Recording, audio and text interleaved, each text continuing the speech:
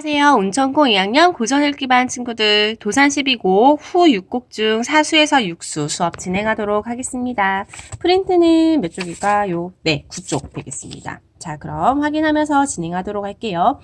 당시에 여던기를 몇 해를 버려두고 어디가 다니다가 이제야 돌아오나니 연대 마음 마로리라고 되어 있네요. 지금 후 6곡은 학문의 의지에 대해서 밝히고 있는 내용이었습니다. 당시에 여던기를 몇 해를 버려두고 다녔다고 얘기를 하죠. 이 당시는 과거를 얘기를 합니다. 그 과거가 언제냐? 벼슬길에 오르기 직전이겠죠? 거기에서 나는 뭘 하고 있었는데? 여던 길, 가던 길, 기억나시죠? 학문을 하고 있었단 말이에요. 그랬는데 그것을 몇 해를 버려뒀다고 얘기를 하죠. 왜? 벼슬길에 나가서 학문을 닦는데 시간을 못 썼거든요. 그래서 어디 가서 다니다가 이제 돌아왔다고 얘기를 하죠. 다시 벼슬을 벗어나서 공부를 하러 돌아왔습니다. 이제 돌아왔으니까 다른 곳에 마음 말고 열심히 공부만 해야지 라고 의지 새롭게 공부를 하겠습니다 라는 다짐을 밝히고 있는 구절이네요. 보시게 되면 이 여던길 어디가 연대 이렇게 하면서 앞부분과 뒷부분이 같은 여던길이고 연대지만 내용이 조금 다른 게 눈에 보이시죠? 과거에와 현재 미안. 과거에 벼슬길에 오르기 전에 그 길과 그리고 나서 지금 학문을 하면서 다시 돌아가지 않겠다라는 의지를 밝히고 있는 내용인데요. 역시 연세법도 보이시고 반복법도 보이실 것 같아요. 내용을 강조하고 운율을 형성하기에 아주 좋은 방법이죠. 학문 수행에 대해서 새롭게 다짐을 합니다. 내가 이제 더 이상 벼슬길에 나아가지 않고 여기서 공부를 열심히 해야겠다라고 얘기를 하네요. 다음 수로 넘어가도록 하겠습니다. 자, 이번에는요. 후 6곡 중 5수인데요. 청사는 어찌하여 망고에 푸르르며 유수는 어찌하여 주야에 그치 아니난고 우리도 그치지 마라 망고상청하리라 라고 되어 있는 부분인데요. 아마 도산 12곡 중에서 가장 유명한 19 중에 하나가 아닐까 생각을 합니다.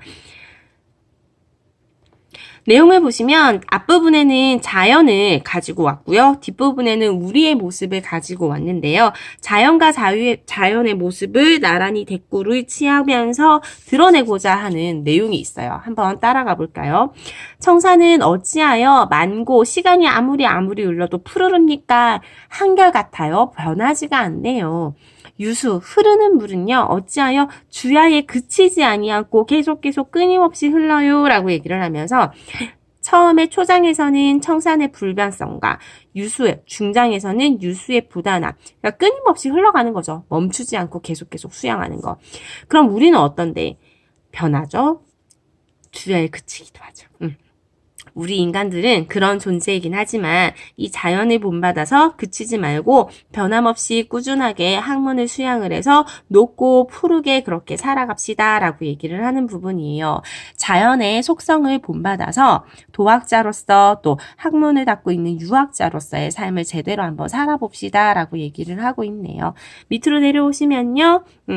이 망고상청이라는 단어를 통해서 학문 수양의 정지를 밝히고 있다고 얘기를 하죠. 그러다 보니까 작품의 주제도 당연히 원래 이 학문 과 수양 이렇게 되어 있는데 제가 요거를 약간 통합을 해서요. 학문 수양의 변함없는 의지를 보여주고 있고 또 유학자로서의 학문을 수양을 하기를 원한다고 되어 있습니다. 앞에서 얘기했다시피 단순히 이런 학문을 공부하는 사람이 아니라 학자로서의 삶이라고 얘기하면 학업가, 그 학업에서 가르치는 참 진리를 실천하는 것까지 이야기를 하는 게 아닐까라고 생각이 드네요. 여기까지 하시면 제 5수고요. 6수로 넘어가 보도록 할게요. 자, 6수로 넘어왔습니다. 마지막이네요. 우부도 알며 하니 그 아니시운가? 뭐가요? 성인도 못다 하는데 그 아니 어려운가? 뭐가요? 쉽거나 어렵거나 그 중에 늙는 줄을 몰래라 라고 얘기를 하네요. 여기 기억나시죠? 이렇게 되어 있는 거 우리 읽을 때 처음에 오면 지읒으로 이중모음은 단모음으로 받침은 그대로 가지고 오네요. 그러면 이 중에 라고 늙는 게 늙는 줄을 모릅니다 라고 얘기를 하네요. 천천히 다시 볼게요. 우부 어리석은 사람도 알며 실천해요. 뭐를? 아마도 생략되어 있지만 학문의 진리를 말하는 것 같아요. 이 학문의 진리는 사실 그렇게 어렵지가 않죠. 더군다나 유학에서의 진리의 첫 번째 단계는 뭐예요? 근면, 성실, 효, 형제간의 우애 이런 것들을 다루고 있기 때문에 아무리 어리석은 사람들도 그건 실천할 수 있으니 그게 얼마나 쉽습니까? 이렇게 얘기를 하네요. 보이시죠? 서리법. 성인도 못다 하시니 그 아니 어려운가? 그럼에도 불구하고요. 학문의 끝은 너무 어려워요. 쉽게 시작을 했지만 엔딩은 이렇게 수준이 높은 거죠. 그래서 성인도 결국 못다 도달하시니 그게 얼마나 어려워요. 뭐가? 학문의 진리에 도달한다는 것이. 그런데 이 사람은 이렇게 생각을 합니다. 그게 쉽든 어렵든 그 학문을 하는 게 너무 즐거워서 이 속에서 내가 늙어가는 줄을 모르겠어요 라고 얘기를 하고 있습니다. 학문을 수양하며 시간 가는 줄을 몰라요 라고 얘기를 하면서 자신이 몰입하면서 공부를 하고 있는 자세가 나타나고 있습니다. 표현법상의 특징을 보면요. 앞부분에 우부와 성인을 대구를 시켜서 학문의 길은 쉽고도 어렵습니다 라는 것을 분명하게 보여주고 있네요. 핵심 정리로 가보시면요. 끊임없이 학문의 길만 자신이 걸어야 할 길임을 깨닫고 학자다운 태도로 연구활동에 깊게 몰입을 하는 자세가 나타나 있는 구절이기도 합니다. 여기까지 보시면 도산 12곡 1수에서 6수의 전체 내용이 마무리가 되었네요. 자, 그러면 프린트 페이지 4쪽으로 가셔서요. 전체 내용 정리하고 마무리 짓도록 하겠습니다. 필자가 간직에서 벗어나서 도산서원을 건립하고요. 후진, 후학들, 제자들을 양성할 때 지은 시조이죠. 앞에 육수는 언지라고 하면서요. 자신이 세운 도산서원 주변의 자연경관에서 일어나는 감흥을 읊고 있고요.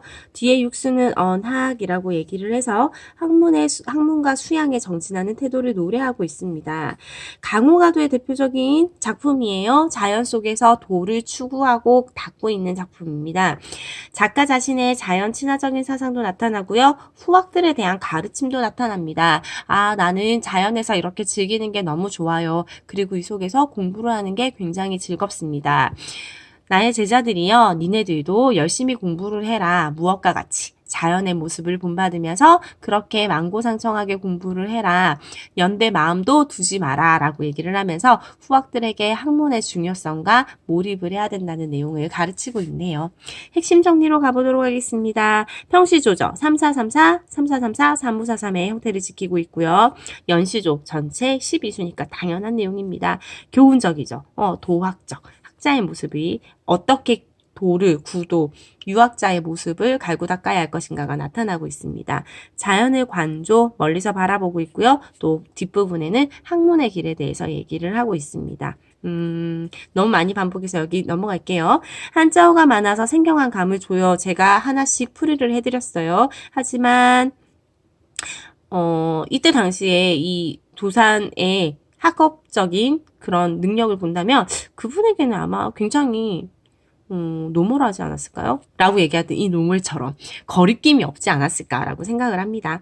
강호가도의 대표적인 작품이고요. 성리학의 대가가 지은 시조이고 시가의 출발과 발전이 유가에 의해서 이룩되었음을 보여준다고 얘기를 하는데요. 굳이 설명을 해드리면 이 시조라는 것과 시조가 노래 부르는 이 시조가 유화학적인 측면을 바탕으로 두고 시작이 되었습니다. 라는 얘기예요.